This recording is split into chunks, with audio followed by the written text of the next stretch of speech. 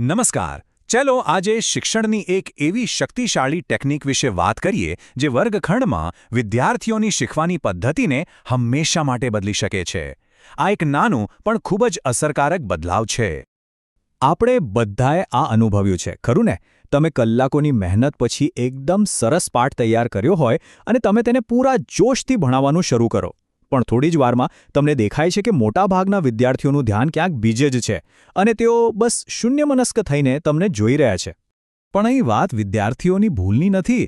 સાચું કહું તો આ ધ્યાનની નિષ્ફળતા પણ નથી. આ તો એક સંકેત છે કે તેમનું મગજ નવી માહિતી મેળવવા માટે હજુ તૈયાર જ નથી.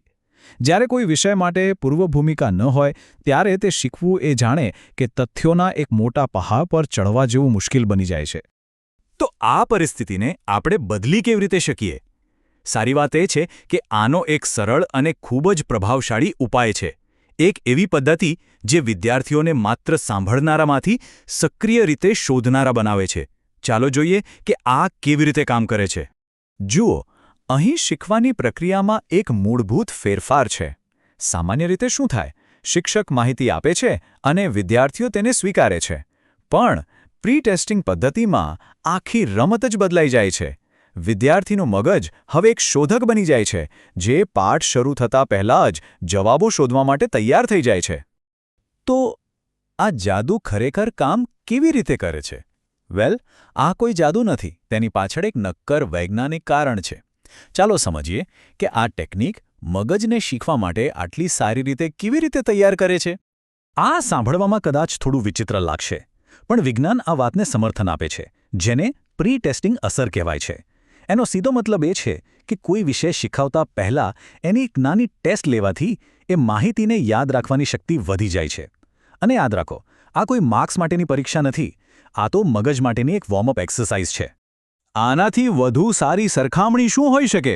બરાબર, જેમ કોઈ ફિલ્મના ટ્રેલર પછી આપણે આખી ફિલ્મ જોવા માટે ઉત્સુક થઈ જઈએ છીએ, બસ એ જ રીતે પ્રી ટેસ્ટ વિદ્યાર્થીઓના મગજમાં એક જિજ્ઞાસા જગાવે છે. એવા સવાલો ઊભા કરે છે જેના જવાબો શોધવા માટે તેમનું મગજ આખા પાઠ દરમિયાન સક્રિય રહે છે.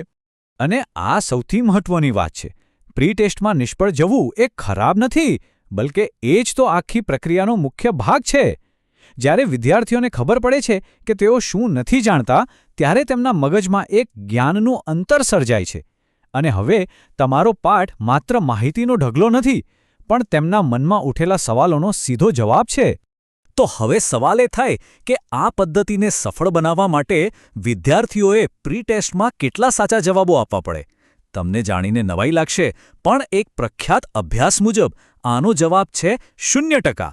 જી હા, તમે સાચું સાંભળ્યું. ભલે વિદ્યાર્થીઓ બધા જ પ્રશ્નોના ખોટા જવાબ આપે, તો પણ તેમની શીખવાની ક્ષમતામાં જબરદસ્ત સુધારો જોવા મળે છે. કારણ કે અહીં હેતુ સાચા જવાબ આપવાનો નથી, પણ સાચા સવાલો ઊભા કરવાનો છે. સારું, આ બધી થિયરી તો બરાબર છે, પણ આને ક્લાસમાં કરવું કેવી રીતે? ચાલો હવે સીધા મુદ્દા પર આવીએ. આ રહી એક એકદમ સરળ 3 પગલાંની યોજના જે તમે આવતીકાલથી જ તમારા વર્ગમાં અમલમાં મૂકી શકો છો. આને અમલમાં મૂકવું ખૂબ જ સરળ છે. સૌથી પહેલાં સ્ટેપ 1, તમારા પાઠની શરૂઆતમાં જ વિષયને લગતા 5 સવાલોની એક નાની ક્વિઝ બનાવો. સ્ટેપ 2, વિદ્યાર્થીઓને સ્પષ્ટ કહી દો કે આ માત્ર મગજની કસરત છે, આના કોઈ માર્ક્સ નથી. અને સ્ટેપ 3, બસ પછી તમારો રેગ્યુલર પાઠ ભણાવવાનું શરૂ કરી દો. આટલું જ. કોઈ વધારાની તૈયારી કે મહેનત વિના તમને પરિણામમાં મોટો ફેરફાર જોવા મળશે. તો આ બધી ચર્ચાનો સારાંશ શું છે? વાત માત્ર એક નાનકડા ફેરફારની છે, પણ તેની અસર શીખવાની આખી પ્રક્રિયા પર ખૂબ જ ઊંડી પડે છે. આ પદ્ધતિ અપનાવવાથી શિક્ષકની ભૂમિકા બદલાઈ જાય છે. હવે તે માત્ર માહિતી આપનાર નથી, પણ શીખવાના અનુભવના એક ડિઝાઇનર બની જાય છે. એક કોચની જેમ જે ખેલાડીઓને મેદાનમાં ઉતરતા પહેલાં જ રમત માટે તૈયાર કરે છે.